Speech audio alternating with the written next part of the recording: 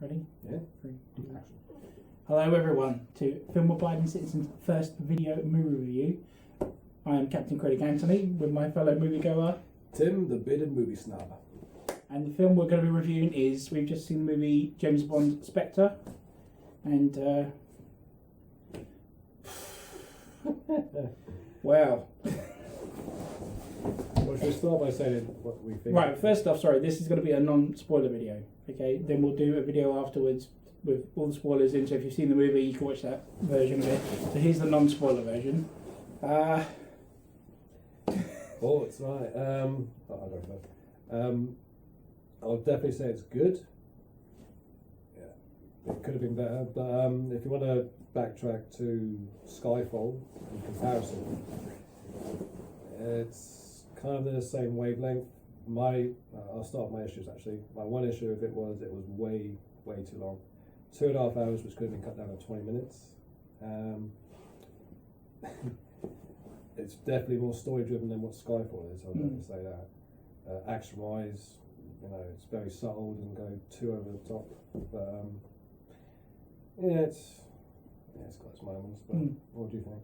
I definitely loved the opening scene to this, and I thought, here we go, this is going to be something better than Skyfall. Let's just get something clear here. Before I saw Skyfall, it was totally ruined for me. It was like, oh my god, this is the best Bond movie ever.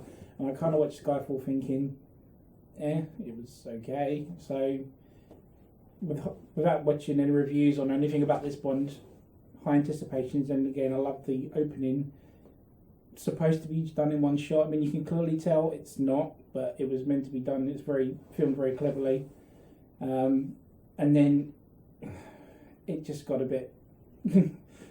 uphill to start with and then slowly downhill. I agree with Tim, it being way too long. It didn't need to be that long. It could have been a good 20 minutes cut out of that. I think there was one, I think I have two issues, was the love scenes with the woman and the supposed car chasing where he chases cars with an airplane. If you look back on stuff like Casino Royale, they try and make Bond serious. It's kind of going through this phase now where Bond's getting less serious per sequel, which is a shame, really, because adding too much humour as well. Yeah, too much humour. I agree with Tim. There's not as much action in this as the other movies, but I made a point with Tim earlier. Let's go back. This kind of ends what Casino Royale did with the storylines and all the villains that are all connected somehow, and then they kind of forget that Quantum of Solace ever existed. I mean, I know it wasn't the best of Daniel Craig's Bond films, but it kind of makes out just forget it, which is a bit of a shame because there are some good moments in Quantum of Solace. It's not a good movie, but there are some good moments, like every movie sequel usually does. But it was good. Yes. It just could have been better, definitely. They're getting to a point, it's like, where do we go from here now? We've explained everything. Yeah. It tries to get really personal with Bond, backtracking to like stuff that you're not supposed to know about and stuff. But, I don't know. I'm being a real snob about this, aren't I? Well, no, that's what this is about. This is what we've got to do here, so... I'm nitpicking now. No, nitpick away. Okay. The love interest character, she Big no-no. Yeah, it's too much. I mean, you kind of defects away from Bond's like goal throughout the whole movie. She comes in, steps in, and is pretty much like just weakens him almost as a character. But other than that, the action was pretty much spot on. I thought, even like you said, the whole airplane sequence. Over the top. Yeah, there's a really good part where there is a real practical explosion, and it's kind of like in the background and they're in the foreground. Definitely. Again, where it was shot, and the explosion is not CGI, it's all practical, and you can really tell. And it's like, holy crap, that was actually a really freaking good explosion / shot all in one sort of thing. Yeah, Christoph Waltz.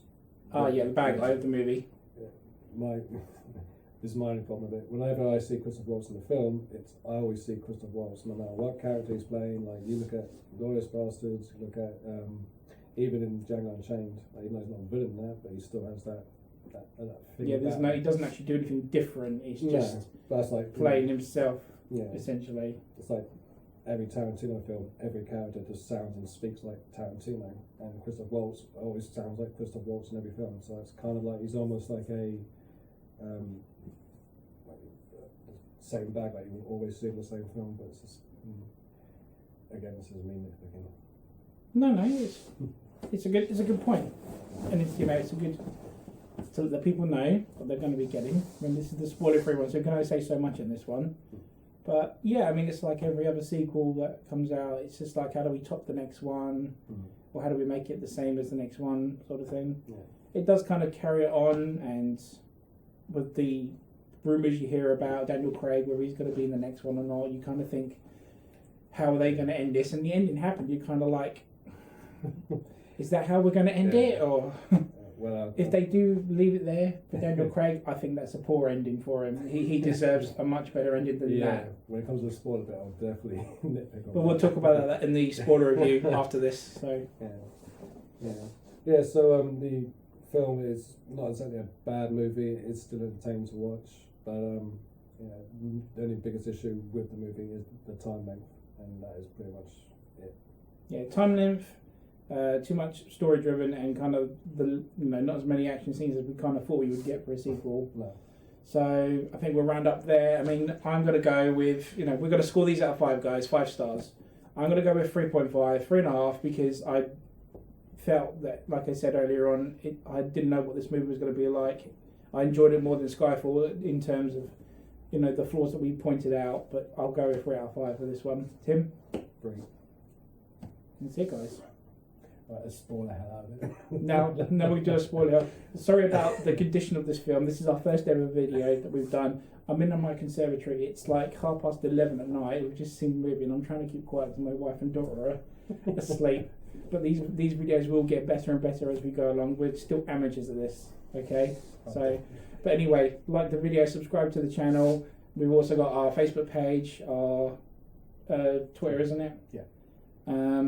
Yeah. So. Let's get spoiling.